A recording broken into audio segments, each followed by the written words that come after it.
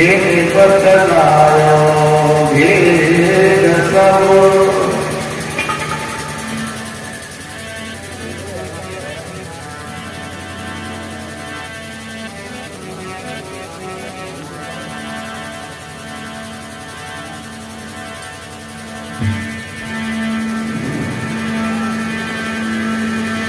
गुरु सुवर्ण के पद कमल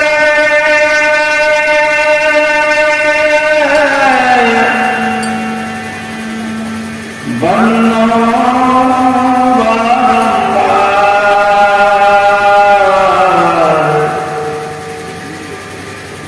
जिन बतलायो भेद सब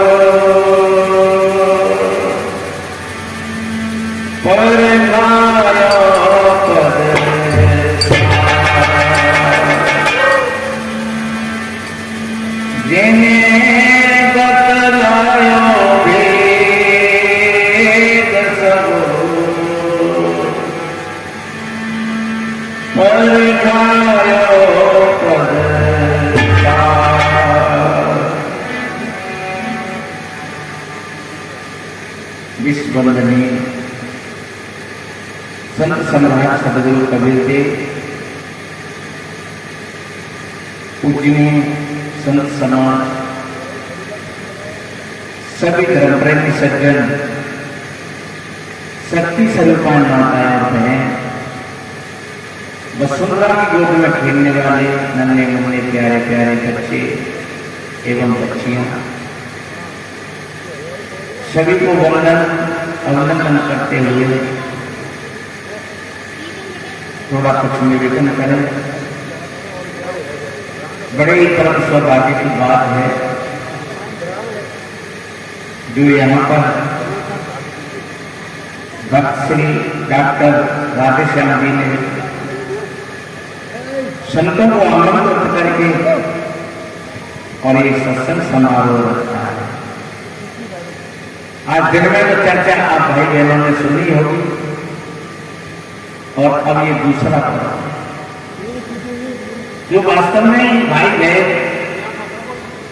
इस सत्संग रूपी सरोवर में जो स्नान करके कहीं रख दो उसको, जो सत्संग रूपी सरोवर में जो स्नान करते हैं वो कौवा से कोयल बन जाते हैं और बगुला से हंस बन जाते हैं। ऐसा रामायण में भगवान तुलसीदास जी ने भी कहा है कि मंजन फल पे किए तत्काला कहोनी पिटब कहु मरा सुनिया चरज करे जन कोई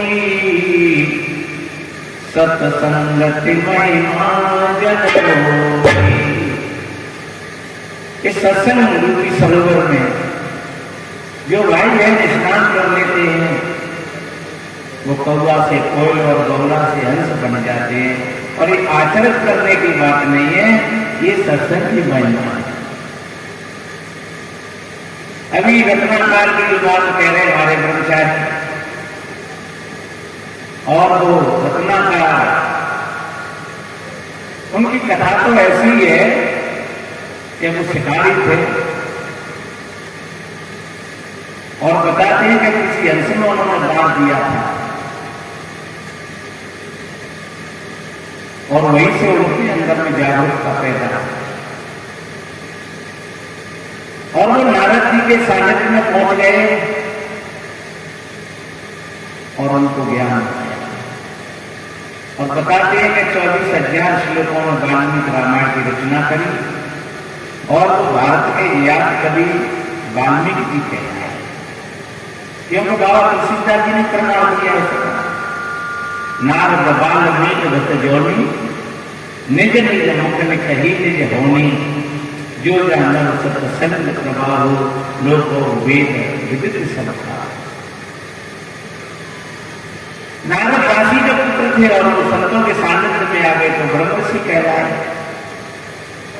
रत्नाकार वीर्यवादक थे और वो संतों के सानिध्य में आ गए तो वो वाल्मीकि बन गए। वाल्मीकि भाई ब्रह्म समान, वो अपनी तपस्या से, त्याग से, और वो ब्रह्म के समान परम ज्ञानी, जो कि कभी वो लूटते थे, मारते थे पशुओं को, पक्षियों को। सज्जनों, इसी तरीका से जो भाई बहन सत्संग में आ जाते हैं, वो कौवा से कोयल बन जाते हैं और बगुला से हंस बन जाते हैं। जैसे बगुला को बगुला होता है और हंस हंस होता है, पर जो भाई बहन जिनकी वाणी में कटुता है, जो मद्यपान करते हैं, मांस खाते हैं, वो है तो इंसान जैसे, लेकिन वो इंसान नहीं। जैसे कौवा तुम्हारी कील को भी खा लेगा, रबड़ी को भी खा लेगा, और अगर मिल जाए तो वो गंदगी में भी चोट मार देगा। इसी तरीके से व्यक्ति है, वो खीर भी खा लेता है, रबड़ी भी खा लेता है, और अंडा की आमलेट भी खा लेता है, तो वो कौन हो गए? जब कोयल बोलती है मधुर मधुर वाणी में, तो लोग कान लगा करके सुनते हैं, और जब कौवा बोलता है तो भेड़ा भेड़ा कहकर के लोग उसमें पत्थर मारते हैं। सज्जनों, वास्तव में जो भाई बहन सत्संग में आ जाते हैं, उनके आचार विचार बदल जाते हैं, उनका मन का परिवर्तन हो जाता है। सच्चे अर्थों में वो कौवा से कोयल और बगुला से हंस हो जाते हैं। और वास्तव में देखा जाए तो आप हंस ही तो हो, आप कौवा नहीं। हंस का रूप किया, गदला पानी पिया, बन के काला, साथी सारे जगे तुमा, बेला अमृत गया, आलसी सो रहा बने हवाला, साथी सारे जगे। यहाँ संत महात्मा आते हैं, सत्संग होता है, इस परिवार में माता पिता सत्संग ही होते हैं, तो धीरे धीरे वो घर एक सत्संग घर ही बन जाता है।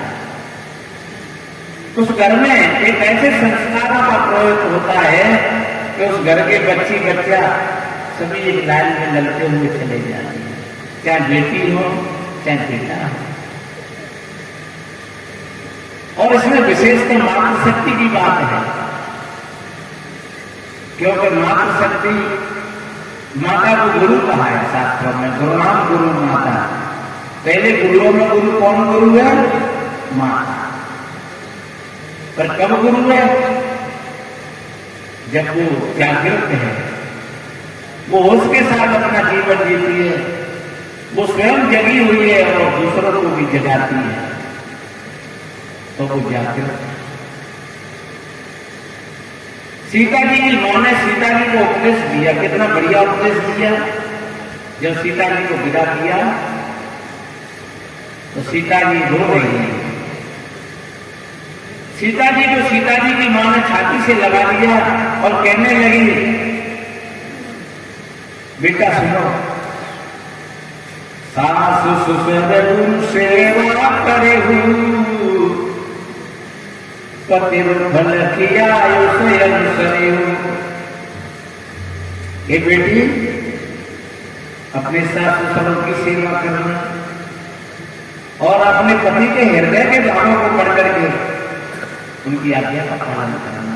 ये नहीं कहा कि तुम बेटी भूखी करना, कि तुम किसी मंदिर में जाना, कि कहीं किसी देवी देवताओं के व्रत उपवास करना। क्या कहा? सास ससुर गुरु सेवा करना। ये रामायण की बात है। जब हम कोई साधु महात्मा बोलते हैं तो भाई लोग समझते हैं कबीरपंथी है, लेकिन रामायण में कौन सी शिक्षा दी? ये दो ही ऐसे पाठक हैं। पार्वती जी से शिक्षा दी, पार्वती जी की मां ने कौन सी शिक्षा दी? कि करो सदा शंकर पद पूजा। लेकिन आज देखो माता बहनों को वो महादेव बाबा में पानी फेंकती लगी रहती है, और अगर महादेव बाबा हो, पार्वती मैया होती और वो डंडा लेकर के सब भेज देती, तुम जाओ यहाँ से, हमने तो उनके पति की सेवा करी, तो हमारे आदमी का पानी क्यों डाल रही है? सज्जनों, वास्तव में ऐसी जागरूकता होती है।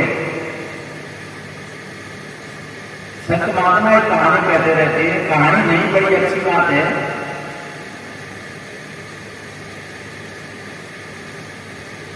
किसी लड़की की शादी हो रही और वो शादी हो रही तो वो बेचारी रो रही थी, और लड़की जब रोती है चाहे कितने पढ़ी लिखी जाए फिर भी नहीं कहा तुम्हें कहा तो करनी पड़ती है। अंत लोग कहेंगे कैसी मोड़ी, कैसी लड़की है जो नहीं रोती है। लड़की रो रही तो लड़की तो रो रही, पर मजे की बात देखो वो दूल्हा भी रोने लगा। लोगों ने कहेंगे भैया तुम क्या कर रहे हो, तो जी काय रो रही लड़की। लड़की से पूछा बेटे कि काय को रो रही हो, कि हम तो इसलिए रो रहे कि हमारे मम्मी पापा छूट रहे हमें आगे आए, और ये काय को रो रहे तो इसीलिए तो हम रो रहे हैं कि तुम्हारे मम्मी पापा तो यहाँ छूट गए और तुम चले गए हमारे मम्मी पापा ने छुड़वा देंगे। लड़की ने कही तो यहाँ काय को रो रहे हो, मम्मी पापा छूटे तभी रो रही। लड़का ने कही तो रोते ही रोते चले सकते ही चले। कहानी भले ही मनोरंजन जैसी हो, लेकिन इसके पीछे हमारा सत्य छुपा है। जो भाई बहन जागृत होकर के अपना जीवन जीते हैं, तो जागरूकता आती है सत्संग से, तो वो असत्संग के जीवन जीते हैं, अन्यथा पूरा जीवन होते होते बीत जाता है। पत्नी पति की शिकायत करती है और पति पत्नी की शिकायत करते हैं, और जब दोनों के बीच में युद्ध होता है तो फिर बेटी बेटाओं के लिए वो एक तमाशा बन जाता है। सज्जनों, फिर वही ड्रामा जाकर के बेटी भी अपने कहीं दूसरे घर जाएगी तो वो करेगी, और फिर उसके बदले में वैसी तुमको कोई बहू मिलेगी तो तुम्हारा अस्तित्व। अब तुमसे कोई कह के भजन कर लेना, सत्संग में चल रहे हैं, अरे भारत गए सत्संग, बेटी की तरफ से चपटवा मारने का चांस बन रहे हैं, इधर में बहू ने चावल करवा दिया, कौन तो सत्संग क्यों को बोले। संत महात्मा एक ऐसी लाइन बनाते हैं जीवन की कि जो ऐसी सरल कि इस लाइन पर चल करके हमारा व्यवहार और परमार्थ ये दोनों ही आनंदमय बन जाते हैं। एक मां ने अपनी बेटी को उपदेश दिया और पिता भी दिखाया, उसकी 5 पत्ती सही करनी है। हम ज्यादा ऊंची ज्ञान की बातें नहीं जानते हैं, हम इतना ठीक तरीका से हमने समझा है कि हम जहां रह रहे हैं, जिस प्लेटफॉर्म पर हम खड़े हुए हैं, वहां तो कम से कम हम अपने सुख और शांति से कुछ खाए लें, पी लें, सो लें आराम से, चलो जीव बहुत है, और इतना हो जाएगा फिर तुम्हारा सत्संग में भी मन लग जाएगा बढ़िया, और जब सत्संग में मन लग जाएगा फिर तुम्हारा ध्यान भी बन जाएगा, साधना भी बन जाएगी, और फिर तुमको जिस परमात्मा की जिस आत्मा की खोज में हो वो भी शरीर में आपको प्राप्त हो जाएगा, क्योंकि जिस खो जाते हैं एक क्रम है। कोई आदमी छलांग लगा करके सोचे कि हम छत पर पहुंच जाए एकदम, तो बड़ी भूल की बात है, वो छत पर भी पहुंच नहीं पाएगा और गिर पड़ेगा, और वहां तो हाथ पैर और जीना से क्रम से जाएगा तो सिद्धि का ही सिद्धि।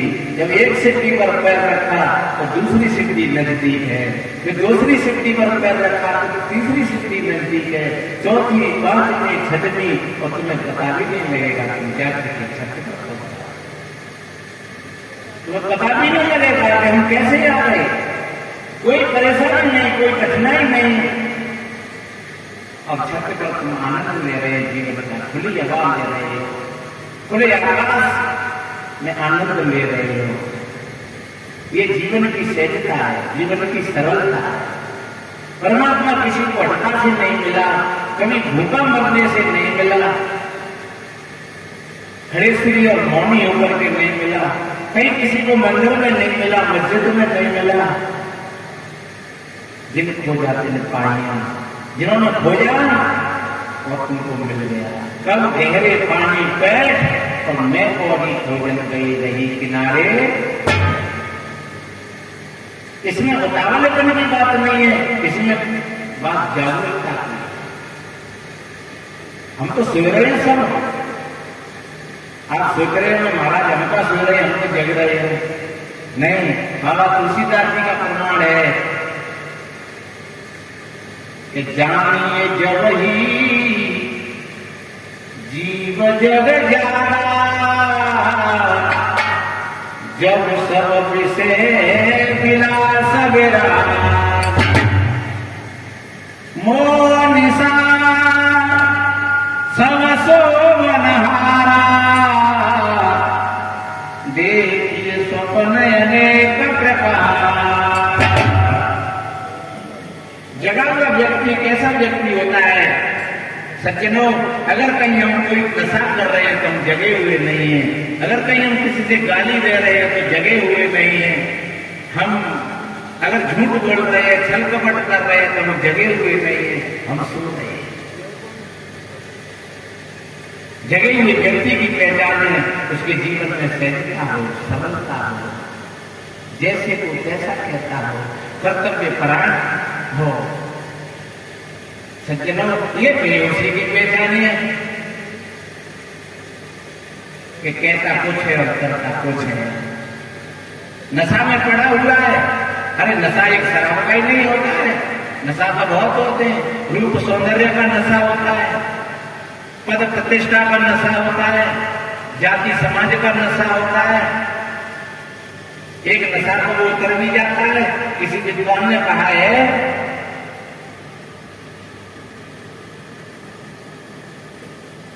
मंदिर मस्जिद लड़वाते हैं, एक कराती मधुशाला। लेकिन एक भजन सुनाऊंगा भी, इससे तो वो शराबी भैया है, वो किसी कलारी पर जाकर के पी लेते हैं और एक ही गिलास से वो पीते चले जाते हैं। ना तो वो कोई ये पूछेगा तुम कौन जाति के हो, न ये पूछे तुम कौन समाज के हो, तुम कैसे कहां से कैसे हो, और वो पीता हुआ चला जाता है। एक ही गिलास के सब में सब पीते चले जाते हैं। और उन्होंने बाई चांस अगर पढ़ैया लेकर हो गया तो दूसरे दिन जाकर के और फिर मिल जाए, भैया कोई बात नहीं है, अरे यार आजा है मिलेगी, कोई बात नहीं। सज्जनों, लेकिन जो मंदिर और मस्जिदों के पीछे हजारों बरस से खूब क्रांतियां होती आ रही हैं, उनमें आज तक सामंजस्य नहीं बना। बोलिए वो कितनी बड़ी शराब है, जो मत की शराब, पंथ की शराब, जाति समाज की शराब। अरे वो शराब तो उतर जाती है 2 घंटा में, लेकिन ये शराब हजारों वर्ष बीत गई और फिर भी नहीं उतर पा रही। इसलिए किसी विद्वान का ये वाक्य है कि मंदिर और मस्जिद लड़वाते हैं और मधुशाला एक करा देती है। तो मैंने बोला शराब एक तरह की नहीं होती है, पद प्रतिष्ठा की शराब, रूप सौंदर्य की शराब, जाति समाज की शराब, मत पंथों की शराब, ये सारे के सारे नशा हैं। और ये सारे के सारे जब तक नशा हमारे अंदर में है तो हम सोए हुए हैं, हम जगे हुए हैं। वो माँ जगी हुई थी, अपनी बेटी को कैसा उपदेश देती है, देखो एक भजन सुना हमें।